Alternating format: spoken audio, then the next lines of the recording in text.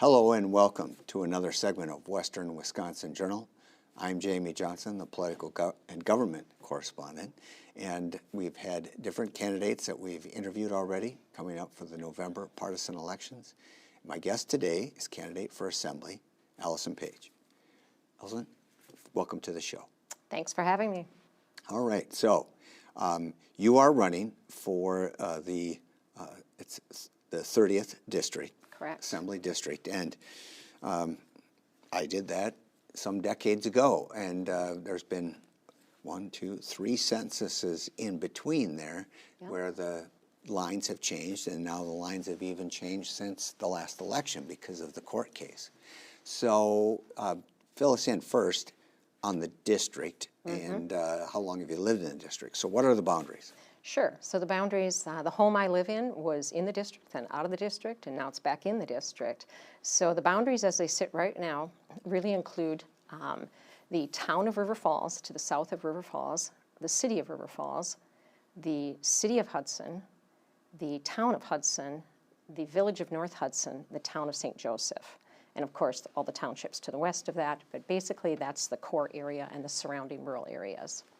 So does it go down as far as Clifton into Pierce County? Clifton, includes the town of River Falls, and that's the southern border. But not Kinnick Township? Yes, includes Kinnick, okay. And then the town of Hudson, town of St. Joseph on the north side. So well, once you cross the St. Croix County border, then you're talking the 3 townships that are in our school district. Correct. So yeah. Anyway. It really is a district that makes sense, makes good sense. Right. So let's talk about your background and your qualifications to be representing this district.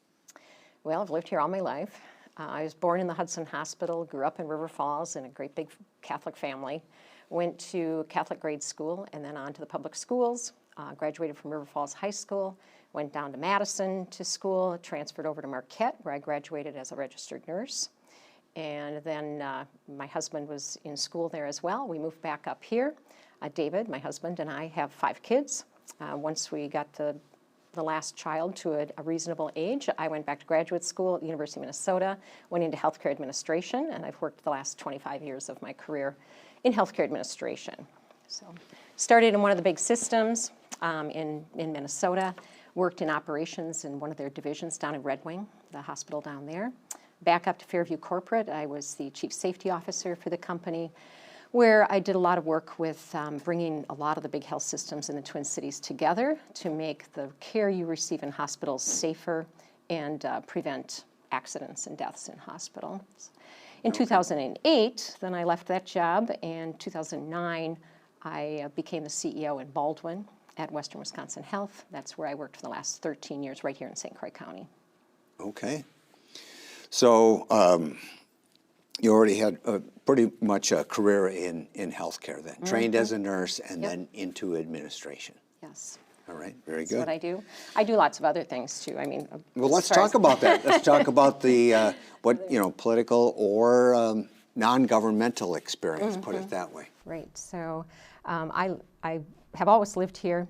Some of the things I've been very involved with would be the school board, School District of River Falls. I've served on that board for 17 years while my kids were small, and I went back on that board last year. So I'm on the River Falls School Board right now.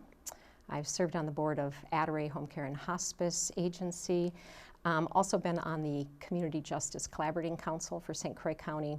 I was on and chaired the Workforce Development Board for Western Wisconsin, and I'm very involved in the Kinnick River Land Trust and environmental issues in our area. All right. So I do that. Well, that sounds like a pretty broad-based background. So let's get into, why, the motivation thing. Why would you, do you feel now is the time to be running for Assembly? Yep. Well, why would I run and why is now the time? Yes. I think I, like most people in this area, love the state of Wisconsin. I love Western Wisconsin, and I want our state to be a great place to work, live, and play, and most specifically a great place to raise a family. I think if we focus on that, that's going to solve a lot of our economic challenges in the state of Wisconsin. That needs to be our hallmark, that we are a great place to raise a family. So I'm running because we need people in Madison who have the skills and the fortitude to break through the partisan politics that are going on in Madison. And that's not an easy task, and it's not an easy ask. I am someone who has the skills and I have the will to do that. I was raised in a family where my father said, if you see something that's wrong in the world, it's just simply not your prerogative to stand by and watch it. You have to act. You have to act. And I think the state of our politics in Wisconsin is at a point where we need to act. We need people to break through the partisan politics and get stuff done that matters to families in Wisconsin. And right now, what's not working, why am I running now?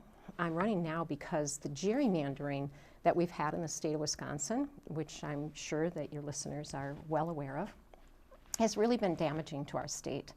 Gerrymandering isn't good for anyone. If you look back, we live in a state where we're 50-50. We are a delightfully purple state, and that's okay. That's who we are. If you look at our statewide elections, you look at governor, you look at U.S. Senate, they're 50-50. We're a state that has elected Ron Johnson and Tammy Baldwin, and this is who we are. And yet, if you look at our state legislature, it's 2/3 Republican. And why is that the case? It was mapped to make that happen. The maps were made to make that happen. And that has led to a lot of partisanship. When you know that you're going to be in the majority, you don't really have to work together anymore. And that's what the Republicans in Madison have chosen to do. They've become very partisan. And you don't have to trust me on that. You can just look at the data. One data point that I think is very telling is if you go back to 2009-2010 legislative session, and you look at how many bills were put on the table by the minority party. It's a few hundred bills put on the table. 39% of those bills received a public hearing, which is what should happen. A bill should come to the table, we should talk about it, we should look at the pros and cons, and then it should be voted on. That seems fair. Roll the clock forward to 2021, after 10, 14 years of Republican-dominated legislature, and those numbers dwindle. In 2021, all the bills put forward by the minority party, 2% of them received a public hearing. Went up very slightly in the last session to about 5%. That's not good for anybody. It's not good for the people of this state. It's not good for democracy. So why am I running now? Because I think the people of Western Wisconsin have had it. There's an opportunity now with the newly minted maps, there is an opportunity to reinstill, I guess, the democracy that we'd like to see in the state of Wisconsin. Okay. Well, you mentioned the partisan, so I'm going to take these a little out of order because I want to hit that. Yeah. And that is, it has gotten way more partisan compared to when I ran back in 1996. And you don't see people working across the aisle in the different, whether it's federal level or state level, a group of true moderates who voted with their party maybe only 50-60% of the time instead of what we see now, which is 98-95% voting records. So is there anything about the Republican Party platform that you would actually support and or work to put into place? And then I'll ask the flip about, is there anything in your party's platform that you don't necessarily look forward to championing when you get down to Madison? Mm-hmm. I would say, maybe to answer both those questions combined, there is absolutely nothing that I would be not willing to talk about and consider. My training in healthcare administration trains you to go deep on problems. I've spent the last 25 years really addressing big issues in healthcare that need to be solved. And you do that by first looking at all the facts, all the information. You dig deep to find them out. You talk to all the parties that have any care about the issue at hand, the people who care about what's going to happen, people who have insights to that. You look at all the best science that you can gather, and then you bring that all to the table. You say, here's what we know. Here's the different concerns of all the different parties. Here's all the possibilities that we could consider. And then we look at the pros and cons of those. And we look at, first and foremost in healthcare, what's going to work best for the patient, because that's the number one priority. In the legislature, I would say we'd use that same process. I personally would use that same process to look at anything and then say what's best for the people of Wisconsin, what's best for the future of Wisconsin. So when you look at issues, are there things that I would be, I'm absolutely willing to sit down with anyone and talk about any issue, any opportunity that will improve the future for working families, the people of Wisconsin, to go forward and have a great state. So things, I think there was a bill that was put forward last year or the year before about supporting young families in a way by expanding Medicaid, let's say for 12 months after a child is born. Well, absolutely. There are all kinds of things that we could be doing to support young families, and I'm all in on working on those kinds of things. So I never say I won't consider anything. In fact, it was a little bit challenging for me, as you know, Jamie, when you run for office, you get all kinds of surveys in the mail to fill out. What do you think about this? And will you support this? And will you support that? And I generally return those surveys with, here's what I believe and know today, but I am always open to new information, new perspectives.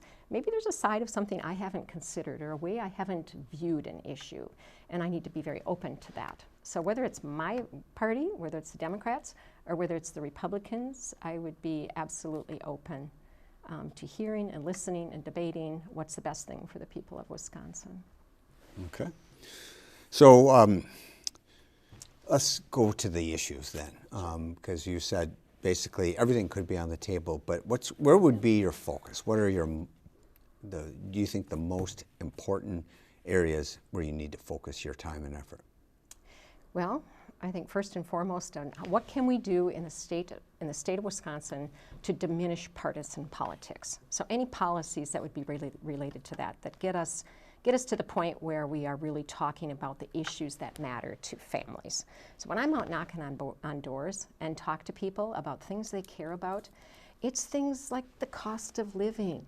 You know, the cost of living, especially for young families and people on fixed incomes, is not working. It's not working for them. You look at in Pierce and St. Croix counties, which this district is in, over 30% of the people in this area are what's called ALICE, asset limited, income constrained, but they're employed. So they're the working poor. So how are they getting by? That's a growing segment of our population. It's a growing segment. So what are we doing about that? So when I talk to people, they're concerned about things like the cost of housing, their real estate taxes. It's harder and harder for them to afford, and you understand as a school board member why that is, what's happening with our real estate taxes and the funding of public education. But cost of childcare and how we can deal with that, and the cost of education. It's getting higher and higher, and especially secondary education. So people are coming into young adulthood with lots of times a lot of debt. Their incomes aren't matching up with what they need to live. A lot of them are choosing not to start a family, yet, or not start a family ever. Can't afford to, right? Can't afford to. And so how do we make Wisconsin a great place to raise a family? What would it look like? What would it look like? So I would be focused very much on those policies, including education, and then access to health care. We are in a state where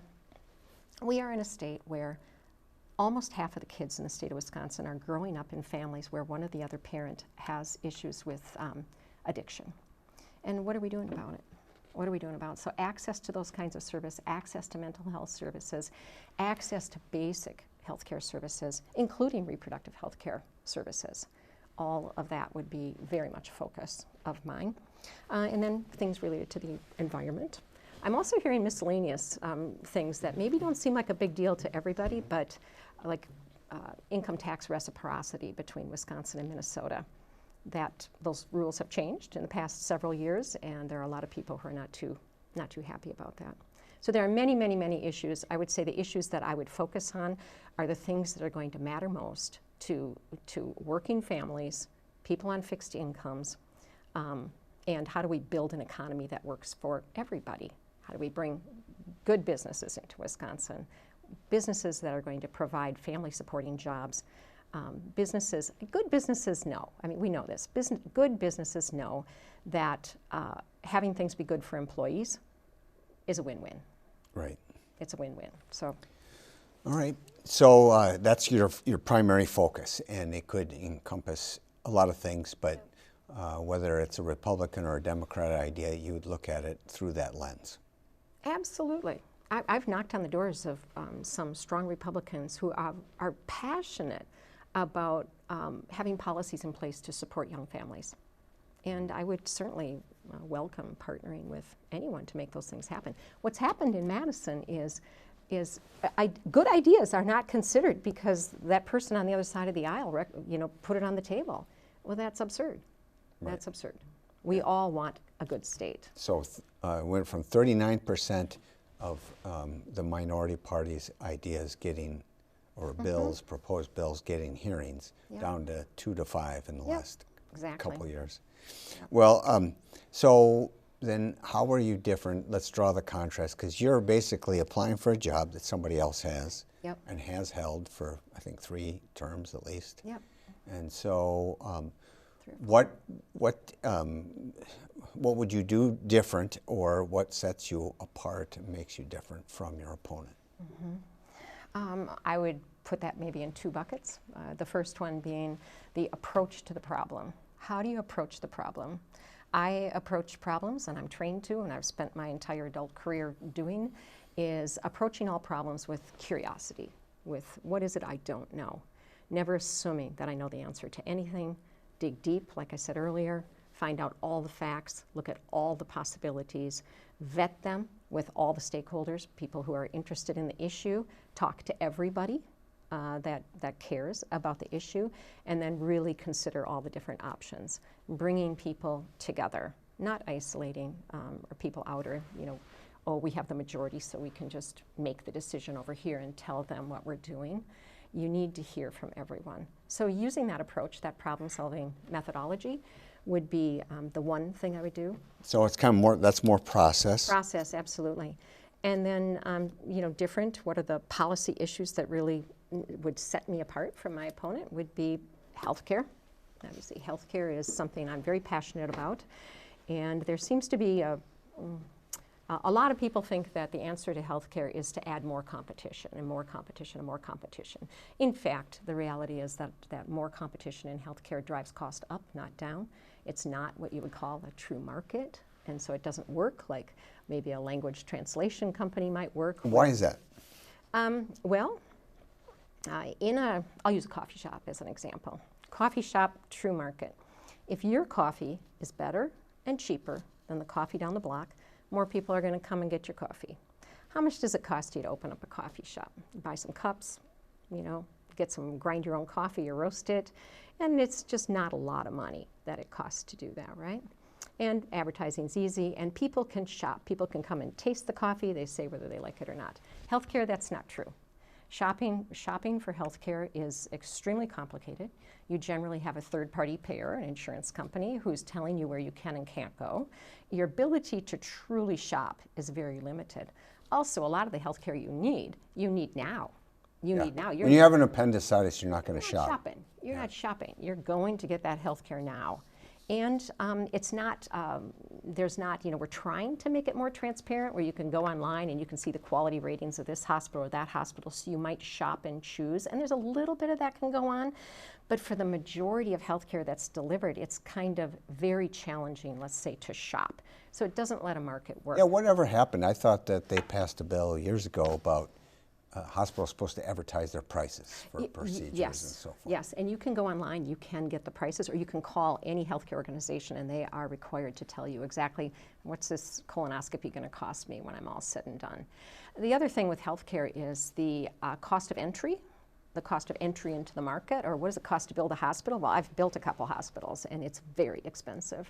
So the cost of getting into the business is extremely high, and you can't just go and build hospitals. What we're seeing, you're going to be sorry you pressed the healthcare button, Jamie, but what we're seeing in Eau Claire, there's a lot of chatter about what's happening in Eau Claire and in Chippewa with these hospitals closing down. Well, what happened? You think of the money that's in these hospitals over in Eau Claire. And what shut the hospitals down in Eau Claire is the market dynamic. The doctors that did a lot of the procedures in Sacred Heart Hospital, and that's what fuels revenue, pulled their work out of there and built their own hospital, Oakleaf Hospital. And then Marshfield Clinic came over and built another hospital in Eau Claire. So Eau Claire has a lot of hospitals, and it's the competition is supposed to make it better. The competition shut it down. But along with that, everybody's talking about the hospitals, but the real downside is 15 clinics closed, and the E.L. Phillips treatment center closed down. Which is huge, because that goes into the absolutely, the criminal justice and trying to rehabilitate people who are addicted and so forth. So we need to study things and not assume that we know that competition's always good. I mean, there's a whole other question about how much competition is good in education. Well, let's talk about it, and let's look at the facts, and let's look at what is the best, cheapest way to provide health care. What's the best, cheapest way to provide education to the children of Wisconsin? So I'm open to all ideas, but I like to deal in the facts. The motto of the graduate program I was in was never assume. Never assume you know. Always seek to understand more. And that's the approach I would take. So I think, the differences is really an approach and then specific policies. You mentioned, having been on, or currently on the school board again, and had been for doing the math, parts of 6 terms. Why was it 17 years, not 18 years? Oh, well, okay, long story. And I do want to loop back to healthcare too, because there's another issue we should talk about. But I started on the school board in 1985. Okay. And in 1985, I had 4 small children and was expecting another one.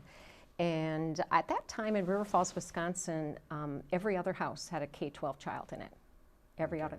Today, it's about 1 in 5 households has a K-12 child in it. But I served on the school board for about 16, 17 years back then.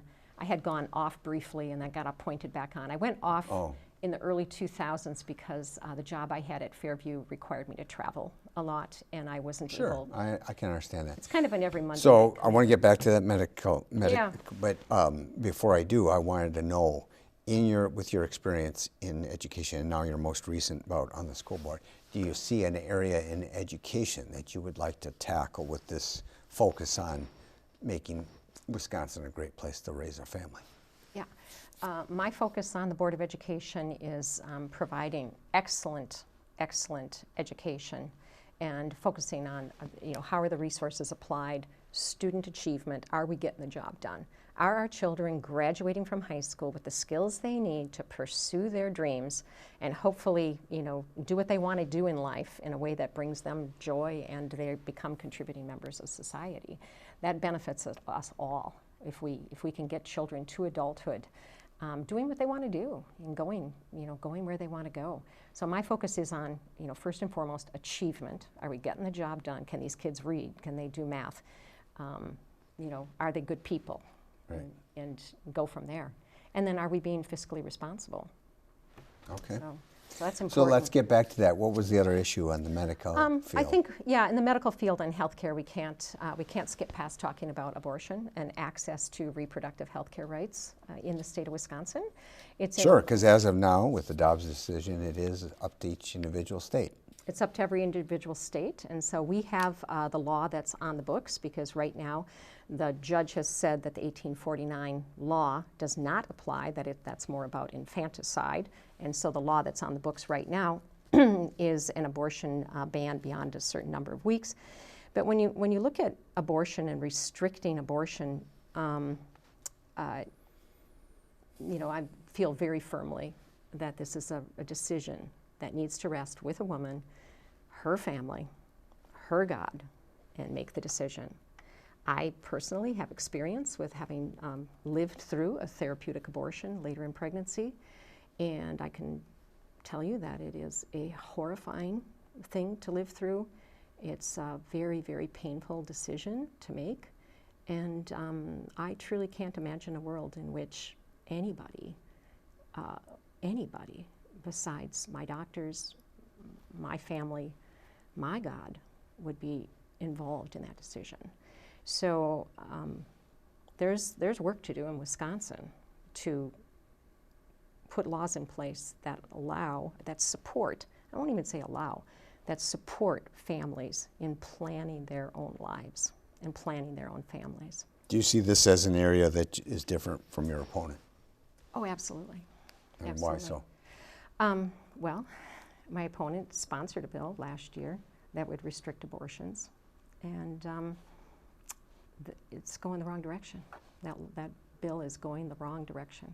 If you look at current restrictions in Wisconsin, it's abortions would be restricted except in an emergency medical situation.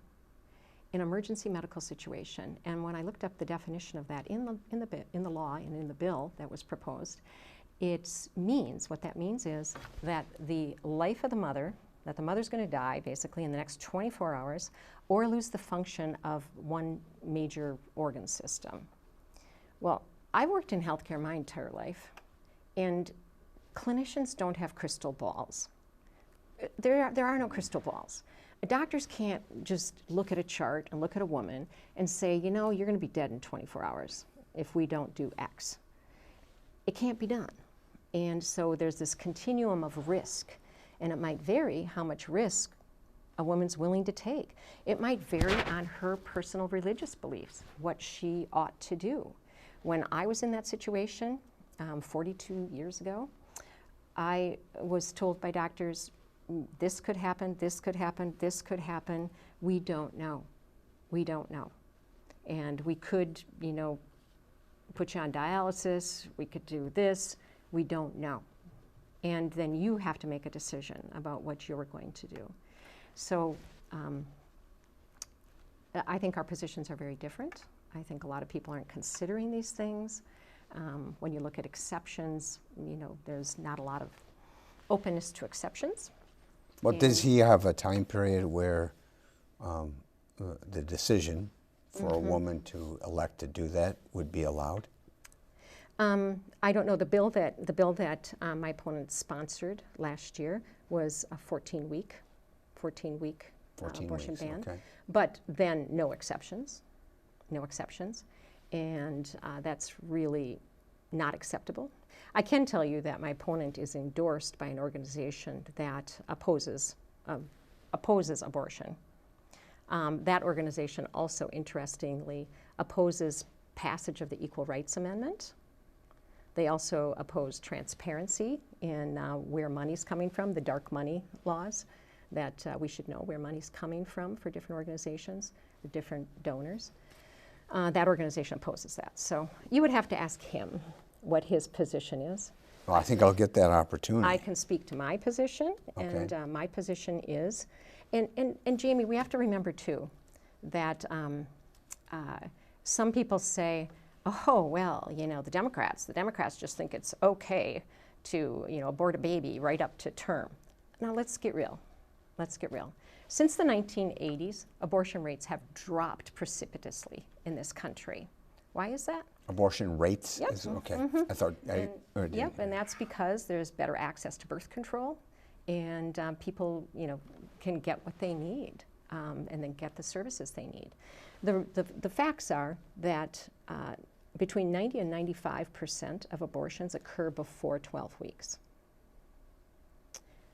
About 1% of abortions occur after 20 weeks, and it's usually some kind of circumstance that's going on with the health of the mother or the health of the baby, something like that. Mm-hmm. And so what is the problem we're trying to solve here? What's the problem we're trying to solve? When we hear about these numbers and trimesters and so forth, we never hear, like, what is the percentage that are actually being done? Right. At various points. Yeah, what's the reality? And people who want to shut down and close down access to abortion care are really making the situation worse. If they think that it's okay to abort a baby up to this many weeks, well then why wouldn't it be okay to have access to the services? But those same people are trying to close down access to those services. So it's tough, and what's really been complicated in this whole conversation about abortion is people tend to think about, well, what would I do? What would I do? And the circumstance that I was in, I could definitely understand someone being in the very same circumstance that said, nope, put me on dialysis, do this, do this, do this, you know, to try to save my kidneys, try that. I was in a position where I had 3 small children at home, and I'd already been hospitalized for almost a month. And I had 3 little boys at home who needed a mother, and they needed a healthy mother. So everybody's different, and I think that choice is if I believe that it's God's choice whether I live or the baby lives, then you as a woman should have that choice if you want to put your life at that much risk. And I should have the choice if I chose not to put my life at that much risk. Okay. So again, it's a woman's healthcare issue, and you mentioned the other things about healthcare. We touched a little bit about education, but what other areas do you see then as where you would change maybe the direction of our state, or would like to see greater focus? Whether that's criminal justice. Right now, Wisconsin is an island when it comes to THC and recreational use. So other states have decriminalized it. Where do you think Wisconsin ought to go? Well, definitely we have an opportunity in criminal justice. We put more people in jail than many, many, many other states. So there's a definite opportunity. And as I said before, I would want to know, what are the facts? What are the possibilities? What can we do? And then what should we do? So criminal justice is a big one. Marijuana, it's an issue I want to know more about. I really want to know more about. Education, something I know a lot about, being on the school board for so long and having all my kids are the product of our public school system, and many of them the University of Wisconsin system. So there, I think we have a massive opportunity to look the question in my mind is, how do we fully and fairly fund public education? There has to be a better way than what we're doing now. There has to be a way that's more fair. What do other states in the country do? So you are not opposed to looking at that and revamping that system? I think we should. You've heard of zero-based budgeting, where we just start from ground zero and build it up and look at what is the best way. I'm hopeful that what the entire legislature would agree to, Republicans and Democrats, is that we want to have an exceptional, excellent education, public education system. I am a believer that having a strong public education system is absolutely core to the future of the future success of our state. Okay. And I'm open to all ideas on how to do that. Very good. Well, I'm sorry we have gotten deep on some places, but yet still could touch on others. We probably could talk for a whole hour. Yep. We've gone over our time. Alison, I want to thank you. We're talking to Alison Page, candidate for State Assembly, 30th District, running as a Democrat. And Alison, how can people find out more about your campaign if they want to know where you stand on issues and so forth? Yeah, absolutely. I'd say go to my website, which is www.pageforwardwisconsin.com. I'm on Facebook, I'm on Instagram, and I always give people my cell phone number too, which is 715-821-8820. Anybody who'd like to call me and talk about anything that's on their mind, I'm all ears. And so you don't mind them calling that number? I've worked in healthcare administration for 25 years, and I've always had my cell phone number on my voicemail, and it's always been respected, so I have no problem with people. All right, but it is pageforwardwisconsin.com. Pageforwardwisconsin.com. You can send messages through that. And Page is spelled? P-A-G-E. Just like the paper. All right, Absolutely. Very good. With that, I want to thank you for coming on the show. Wish you luck. You've got exactly 9 weeks from today, right? And we'll be having the election on the first Tuesday in November. I want to thank our viewers for watching another segment of Western Wisconsin Journal. Please research the candidates. Make sure you get out there and vote. And keep watching.